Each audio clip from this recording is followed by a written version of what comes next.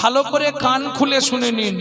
যারা বাড়িতে ঠাকুরের পুজো করেন, সে লক্ষ্মী ঠাকুর হোক, কালী ঠাকুর হোক, যে যার পুজো করেন, তো বাড়িতে তিনটে পাপ কাজ কোনো সময় করবেন না। কি কি তিনটে পাপ কাজ? কোন সময় কুড়ি ফুল তুলে ঠাকুরকে দেবেন না। যারা আমার ইউটিউব শুনে তারা নিশ্চয়ই এগুলো জানে। কোন সময় ৩-৪ দিনের বাসি পচা ফুল ভগবানকে দেবেন না।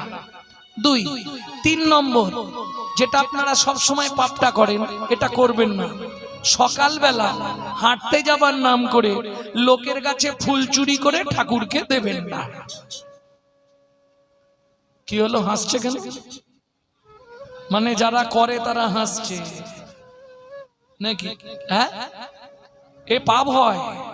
কোথায় বলা আছে? ব্রহ্মবৈবর্ত পুরাণে বলা আছে, শ্রীমদ্ ভাগবতের